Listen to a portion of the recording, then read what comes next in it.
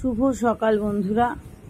আজ হচ্ছে শুক্রবার, আর শুক্রবারের ব্লগ স্টার্ট করলাম। ঘড়িতে দেখিয়ে দিলাম কটা বাজে।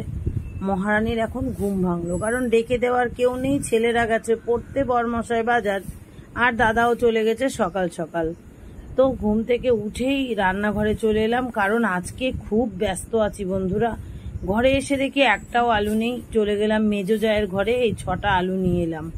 এক পাশে কাটছি আর এক পাশে রান্না করছি। আদা জিরে বার করে রেখেছি দেখো, আর বিলাতি আমরা মগের মধ্যে একটা করে কাটছি আর রান্না বসিয়ে দিচ্ছি। আবার বাইরে কাজ করতে আসছি, সে যেন এক মহামারী কাণ্ড। অনেক সকালে উঠতে হতো, তবেই যদি আমি এই কাজ সাকসেস করতে পারতাম। আর রোদ্দুর দেখো, সূর্য মামা আজকে চতুর্দিক থেকে ঝলমলিয়ে উঠেছে। ঘরের যত ভিজা জামা কাপড় ছিল সব বাইরে মেলে দিলাম, উনানের ছাই ফেলে লেপে নিলাম, আর এ পাশে গামছাটাও মেলে দিলাম। কারণ কাজ আজ একার হাতের কাজ, এক সাইড থেকে গুছিয়ে নিতে হবে, বরমশাই নেই।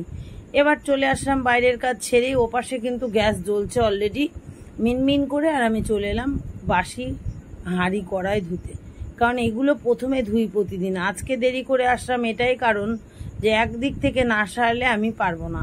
আর তারপরে বাড়িতে আজকে জরুরি তলব রয়েছে, যে তলবটা তোমরা একটু ওয়েট করো, একটু পরেই দেখতে পাবে। ব্যাস বাসন টাসন ধুয়ে চলে এলাম রান্নাঘর থেকে একটু টুকি মেরে এসেই চলে এলাম ঠাকুর ঘরে। যেহেতু একাদশীর সন্ধ্যাবেলায় গতকাল করা হয়েছিল একাদশীর গান, ভাগবত পাঠ, সেই ঠাকুরকে নামিয়ে ঠাকুরের পুজোটি যে দেয়া কমপ্লিট হয়ে গেল।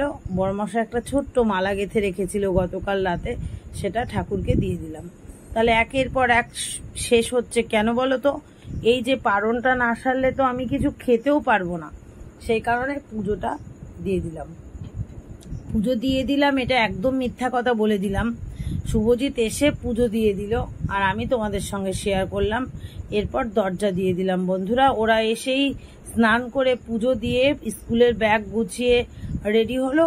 এবার তো বাজারে খেতে দেওয়ার পালা। এরপরে মনে পড়লো ওদের টেলার্সে প্যান্ট-জামা আমি দিয়ে এসেছিলাম গতকাল, সেইগুলো আনতে। আমি প্রেসারে একটু উচ্ছে আর আলু আর হচ্ছে ছোট্ট ছোট্ট দুটো বেগুন সেদ্ধ ভাত করে নিলাম। এক পাশে শুভজিতের বাবার জন্য ভাত মেখে টিফিনে ভরে দিলাম, কেন আজকে আর রুটি করার সময় নেই। আর বাবুকে কিছু তো একটা না পাঠালে রেগেও যাবে, তাই পেঁপে কুচিয়ে আলু কুচিয়ে ভাজা করলাম। গ্যাস কামায় দেওয়া যাবে না। এদিকে কাঁকরোল ভাজা আস্তে আস্তে বসিয়ে দিয়েছি, কাঁকরোলের মশলা হবে। আর ও পাশে দেখো আলু পটল মিনমিন করে গ্যাসে ভাজছি। কেন, ওই আলু পটল দিয়ে মাছের ঝোল করব। আজকে সকাল সকাল রান্না সারা জরুরি, কেন সেটা তো সবটাই পরে দেখতে পাবে। কালকের একটু কচুর গাঠি আর পার্শে মাছের ঝোল ছিল, শুভজিৎকে দিতে ভুলে গেছি, রয়েছে, এখন সেটাই তোমাদের দেখালাম। তো অলরেডি শুভ চলে গেছে ওর বাবাকে খাবার দিতে, আর আমি ওই যে পেঁপে ভাজা একটুখানি রেখে দিলাম আর শুকনো লঙ্কা ভাজা। শুভকে ভাত মেখে দিব, ও এসেই খেয়ে যাবে। টেলার্সে গেল প্যান্ট আনতে। এই পাশে দেখো লাল লাল করে ভাত মেখে নিলাম আমার আর শুভর। এবার ঢেকে রাখছি, ছেলে না থাকলে মা কখনো খেতে পারে বলো তো? সেজন্য ঢেকে চাপা দিয়ে রাখলাম, একটু গরম গরম থাক, ও এসে খাবে। ও সব থেকে বড় কাজ আজকে করে দিল, বাবার খাবার দিয়ে এলো। যেহেতু কালকে একাদশীর উপোস ছিল, কষ্ট হয়ে যাচ্ছে বাবার, সেই জন্য আগে আগে দিয়ে আসলো। তো বসে থাকা যাবে না, মাছগুলো জলে দিয়ে দিলাম। আর এই মাছটা তোমাদের বলেছিলাম না সেদিন, যে দাদা এনেছিল বড় একটা মাছ, বড় বড় মাথা, গল্প করেছিলাম, সেই যে মাছ ফ্রিজ থেকে বের করে বরফ ছাড়াতে দিলাম। আর মশলাটাও বাড়তে এসেও বাড়তে পারলাম না, একটুখানি ছেঁড়া বেচারা হয়েছে। আবার চলে গেলাম রান্নাঘর। সেই দেখো আলু কিন্তু ওখানেই পড়ে রয়েছে, আর ও পাশে আমরাও পড়ে রয়েছে। কেন, আমি আর একসাথে করে পারছি না, তাই একে একে কাটছি আর করছি। আর এ পাশে দেখো উচ্ছে গোল গোল করে কেটে রেখেছি, কেন ডাল রান্না করব তাই। ডালের প্যাকেট বের করেছি, এর মধ্যেও চলে এসেছে বাইরে ফুল, বড় একটা বোচকা, দেখতেই পাচ্ছ। এখন এই ফুলগুলো না বের করলে গরম হয়ে যাবে, আর দায়িত্বটা তো আমার। আমি চাই না কখনো দায়িত্ব ছাড়া কাজ করতে। তো ওইদিকে বন্ধ করে রেখে এলাম গ্যাস। এ পাশে ভাত বসিয়ে দিয়েছিলাম অনেকক্ষণই, তো ভাতটা হয়েও গেছে, প্রায় 5 মিনিট পরেই ভাত হয়ে যাবে। আমি একটু দেখতেও এলাম, আর সেই সঙ্গে ফুলগুলো গুছিয়ে ঢেলে রেখে দিলাম। এই যে বোচকাটা দেখলে না, মনে হচ্ছে যেন একটুখানি, জানো তো কম বেশি তোমরা কত রকমের জিনিস থাকে, সবগুলো পাতিয়ে সুন্দর করে গুছিয়ে রাখতে রাখতেই আমার ভাতটা হয়ে গেছিল।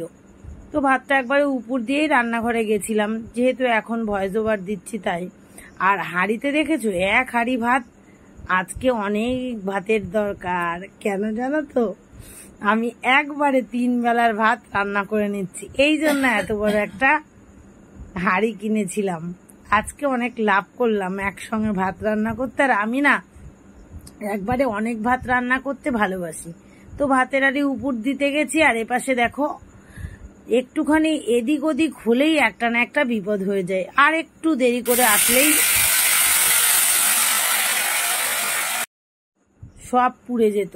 ভাগ্যিস টাইম মতো চলে এলাম, তো জল দিয়ে দিলাম, পটল আলুর তরকারি হবে সেজন্য মশলা কষিয়ে দিয়ে দিয়েছি।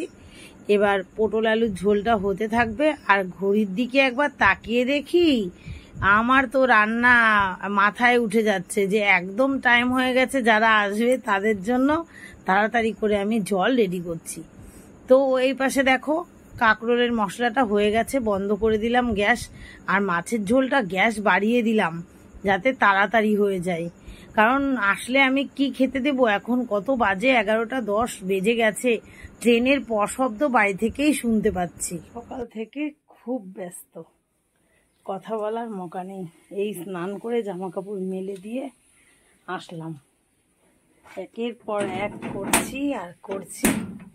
যেহেতু কালকে হচ্ছে একাদশী করেছি, আজকে পারণ না সেরে তো কিছু খেয়েও দেখা যাবে না, রান্নাও করা যাবে না কোনো মতে।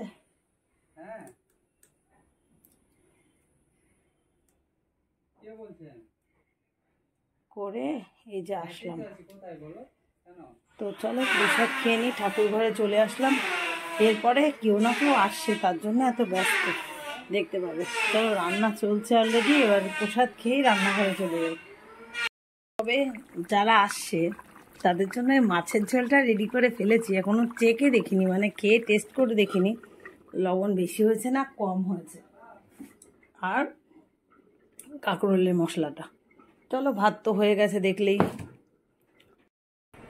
এই যে দেখো, বলছিলাম না কারা আসবে, কারা আসার আগে জিনিসই দেখে নাও। ভাবা যায় এত বয়ে নিয়ে আসা, চারটিখানিক ব্যাপার বলো, সব গাছের কিন্তু। আর এগুলো হচ্ছে মাঠের। ওটা কি আবার? আমতেল। চিন্তা করো, কুমড়ো, চাল কুমড়ো, ভুট্টা, পেঁয়াজ, যা পেরেছে তাই ধরে নিয়ে আসছে মেয়ের বাড়ি। এই ভাত টেনে আনা চারটিখানিক ব্যাপার। আর এই দেখো, 1 টোপলা লেবু, সেই সঙ্গে জালি কুমড়োও রয়েছে। এগুলো কি খুদ? ওরে বাবা রে বাবা, চিন্তা করা যায় না। কাকিমা দিছে ওই জালি কুমড়ো গুলো, কাকিমা দিছে বাবা। তা রবি বকি নাই, এত ভিড় ভাট্টা টেনে নিয়ে আসছো। পেঁয়াজ ঝুড়িতে ঢেলে দিয়ে একবারে দাঁড়াও না আমার আম তেলে। যাও ঢোকো ঢোকো, ঘরে যাও, মাথাটা হাত পা মোচো।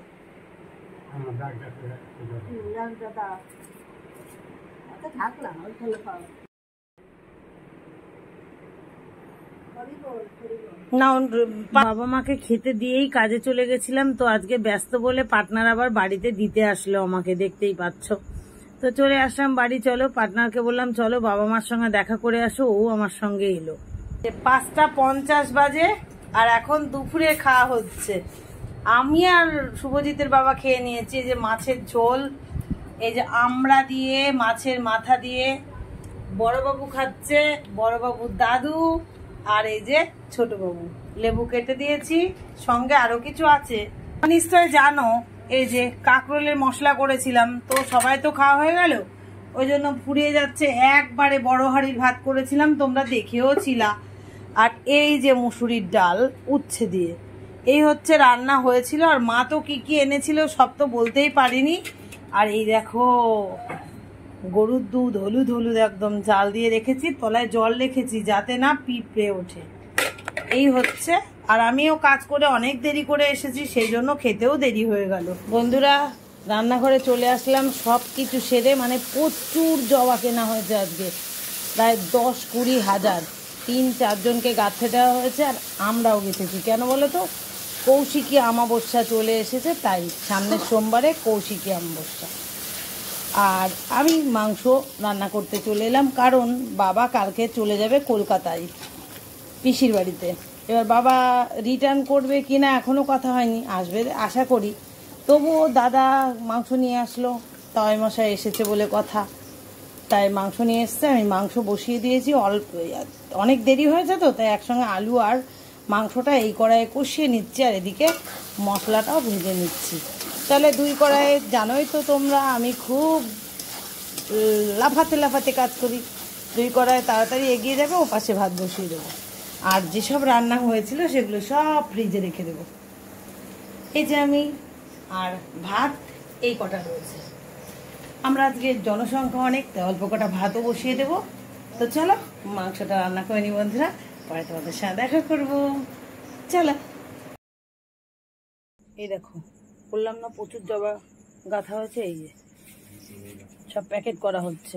অন্যের বাড়ি থেকে গাঁথতে দেওয়া ওগুলো নিয়ে আসা হলো, আর বাড়িরগুলো সব গাঁথা প্যাকেট করা কমপ্লিট হয়ে গেছে, ঠিক আছে।